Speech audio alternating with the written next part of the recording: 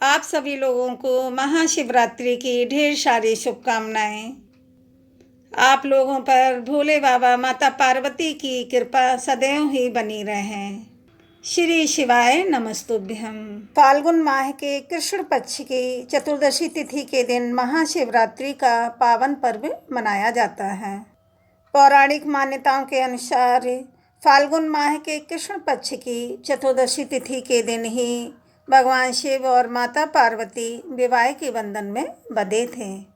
महाशिवरात्रि पर शिव शक्ति का विधि विधान से पूजन और व्रत किया जाता है और शिवरात्रि की कथा भी सुनी जाती है।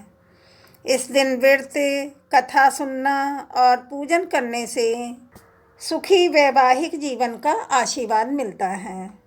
शिव पुराण में महाशिवरात्रि का महत्व बताते हुए कहा गया है, जो व्यक्ति इस दिन सच्चे मन से शिव जी की आराधना करता है, पूजा करता है, वह वर्ष भर किए गए उपवासों से कई गुना पुण्य की प्राप्ति कर लेता है। अब हम महाशिवरात्रि व्रत की पौराणिक कथा कहेंगे, आप लोग भी श्रद्धापूर्वक सुनिएगा। पूर्व काल में चित्रभानु नामक एक शिकारी था। जानवरों की हत्या करके वह अपने परिवार को पालता था। वह एक साहूकार का कर्जदार था, लेकिन उसका ऋण समय पर ना चुका सका। क्रोधित साहूकार ने शिकारी को शिव मठ में बंदी बना लिया। संयोग से उस दिन शिवरात्रि थी। शिकारी ध्यान मग्न होकर शिव संबंधी धार्मिक बातें सुनता रहा। चतुर्दशी को उसने शिवरात्रि व्रत की कथा भी सुनी। शाम होते ही साहूकार ने उसे अपने पास बुलाया और ऋण चुकाने के विषय में बात की। शिकारी अगले दिन सारा ऋण लौटा देने का वचन देकर बंधन से छूट गया। अपनी दिनचर्या की भांति वह जंगल में शिकार के लिए निकला, लेकिन दिन भर बंदी गृह में रहने के कारण भूख प्यास से व्याकुल था। शिकार खोजता हुआ वह बहुत दूर निकल गया। जब अंधकार हो गया तो उसने विचार किया कि रात जंगल में ही बितानी पड़ेगी। वह वन एक तालाब के किनारे एक बेल के पेड़ पर चढ़कर रात बीतने का इंतजार करने लगा। बिल्व वृक्ष के नीचे शिवलिंग था, जो बिल्व पत्रों से ढका हुआ था। शिकारी को उसका पता न चला। पड़ाव बनाते समय उसने जो टहनियाँ तोड़ी, वे संयोग से शिवलिंग पर गिरती चली गईं। इस प्रकार दिन भर भूखे प्यासे शिकारी का व्रत भी हो गया और शिवलिंग पर बिल्व पत्र भी चढ़ गए। एक पहर रात्रि बीत जाने पर एक गर्भिणी हिरणी तालाब पर पानी पीने पहुंची। शिकारी ने धनुष पर तीर चढ़ाकर ज्यों ही प्रत्यंचा खींची। हिरणी बोली, मैं गर्भिणी हूँ, शीघ्र ही प्रसव करूँगी। तुम एक साथ दो जीवों की हत्या करोगे, जो ठीक नहीं है।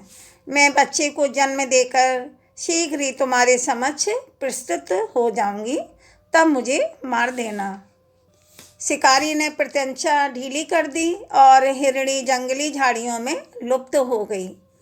प्रत्यंचा चढ़ाने तथा ढीली करने के वक्त कुछ बिल्व पत्रे अनायास ही टूटकर शिवलिंग पर गिर गए। इस प्रकार उससे अनजाने में ही प्रथम पहर का पूजन भी संपन्न हो गया। कुछ ही देर बाद एक और हिरणी उधर से निकली। शिकारी की प्रसन्नता का ठिकाना न रहा। समीप आने पर उसने धनुष पर बाढ़ चढ़ाया। तब उसे देख हिरणी ने विनम्रता पूर्वक निवेदन किया, हे शिकारी, मैं थोड़ी देर पहले ऋतु से निर्वत हुई हूँ। कामातुर विरहिणी हूँ। अपने प्रिय की खोज में भटक रही हूँ। मैं अपने पति से मिलकर शीघ्र ही तुम्हारे पास आ जाऊँगी। शिकारी ने उसे भी जाने दिया। 2 बार शिकार को खोकर उसका माथा ठनका। वह चिंता में पड़ गया। रात्रि का आखिरी पहर बीत रहा था। इस बार भी धनुष से लगकर कुछ बेल्व पत्रे शिवलिंग पर जा गिरे तथा दूसरे प्रहर की पूजा भी संपन्न हो गई। तभी एक अन्य हिरणी अपने बच्चों के साथ उधर से निकली। शिकारी के लिए यह स्वर्णिम अवसर था। उसने धनुष पर तीर चढ़ाने में देर नहीं लगाई। वह तीर छोड़ने ही वाला था कि हिरणी बोली, हे शिकारी, मैं इन बच्चों को इनके पिता के हवाले करके लौट आऊँगी। इस समय मुझे मत मारो। शिकारी हंसा और बोला, सामने आए शिकार को छोड़ दूँ? मैं ऐसा मूर्ख नहीं हूँ।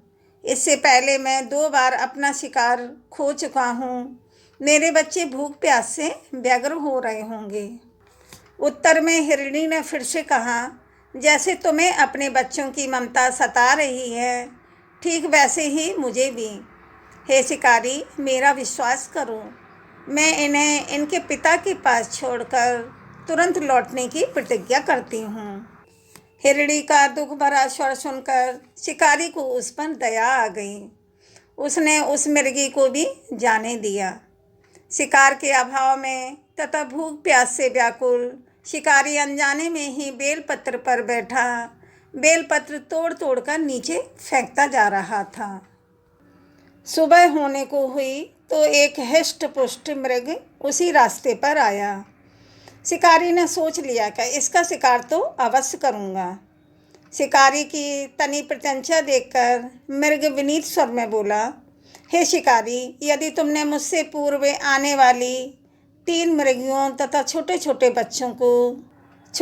बच्चों को मार डाला है, तो मुझे भी मारने में विलम्ब ना करो, ताकि मुझे उनके वियोग में एक क्षण भी दुख ना सहना पड़े। मैं उन हिरणियों का पति हूँ। यदि तुमने उन्हें जीवन दान दिया है, तो मुझे भी कुछ क्षण का जीवन देने की कृपा करो। मैं उनसे मिलकर तुम्हारे समक्ष उपस्थित हो जाऊंगा। मृग की बात सुनते ही शिकारी के सामने पूरी रात का घटना चक्र घूम गया। उसने सारी कथा मृग को सुना दी। तब मृग ने कहा, मेरी तीनों पत्नियां जिस प्रकार प्रतिज्ञाबद्ध होकर गई हैं, मेरी मृत्यु से अपने धर्म का पालन नहीं कर पाएंगी। अतः जैसे तुमने उन्हें विश्वास पात्र मानकर छोड़ा है, वैसे ही मुझे भी जाने दो। मैं उन सबके साथ तुम्हारे सामने शीघ्र ही उपस्थित होता हूँ। शिकारी ने उसे भी जाने दिया। इस प्रकार प्रातः हो गई। उपवास, रात्रि जागरण तथा शिवलिंग पर बेलपत्र चढ़ने से अनजाने में ही उससे शिवरात्रि की पूजा पूर्ण हो गई। पर अनजाने में ही की हुई पूजन का परिणाम उसे तत्काल मिला। शिकारी का हिंसक हृदय निर्मल हो गया और उसमें भगवत शक्ति का वास हो गया। थोड़ी ही देर बाद वह मृग सपरिवार शिकारी के समक्ष उपस्थित हो गया, ताकि वह उनका शिकार कर सके। किंतु जंगली पशुओं की ऐसी सत्यता, सात्विकता एवं सामूहिक प्रेम भावना देखकर शिकारी को बड़ी गिलानी हुई। उसने मृग परिवार को जीवन दान दे दिया। अनजाने में शिवरात्रि के व्रत का पालन करने पर भी शिकारी को मोक्ष की प्राप्ति हुई।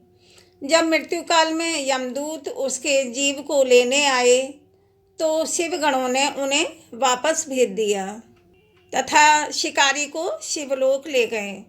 शिव जी की कृपा से ही अपने इस जन्म में राजा चित्रभानु अपने पिछले जन्म को याद रख पाए, तो महाशिवरात्रि के महत्व को जानकर उसका अगले जन्म में भी पालन कर पाए। शिव कथा का क्या उद्देश्य है?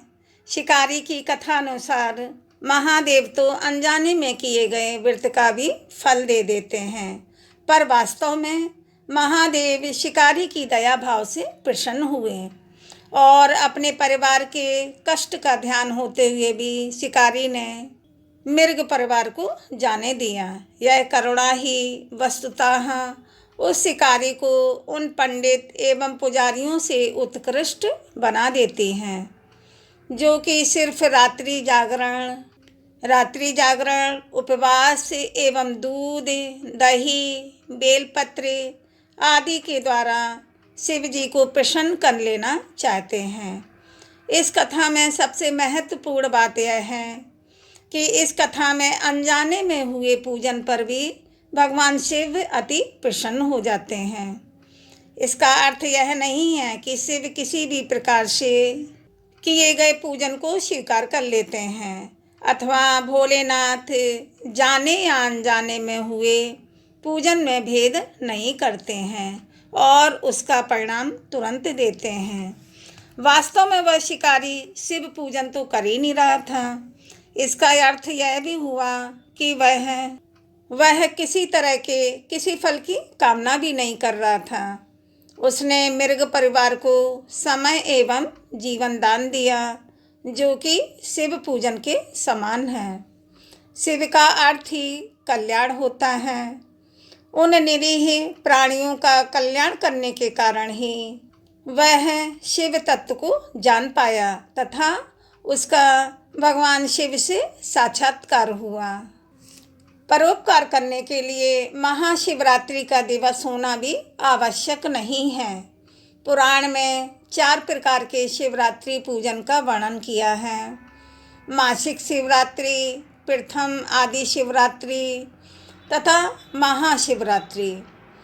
महीने की जो 12 शिवरात्रि होती हैं वह शिवरात्रि, महाशिवरात्रि और प्रथम और लास्ट वाली शिवरात्रि।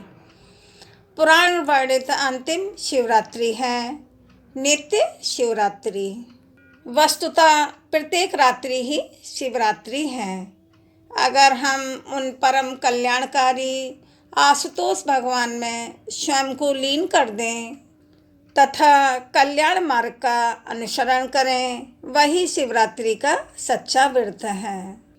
आप लोग भी महाशिवरात्रि का व्रत करें और कथा सुनें, क्योंकि भोले बाबा इतने दयालु हैं। उनकी श्रद्धापूर्वक अगर थोड़ी सा भी पूजा कर लें, बेलपत्र चढ़ा दें, जल चढ़ा दें, उतने में ही खुश हो जाते हैं और आपकी मनोकामना पूर्ण करते हैं। बोलो जय भोले बाबा की जय, माता पार्वती मैया की जय। आप लोग कमेंट में ओम नमः शिवाय या श्री शिवाय नमस्तुभ्यम लिखें। वीडियो को लाइक शेयर सब्सक्राइब करें। महाशिवरात्रि की आप सभी को ढेर सारी शुभकामनाएं। राधे राधे।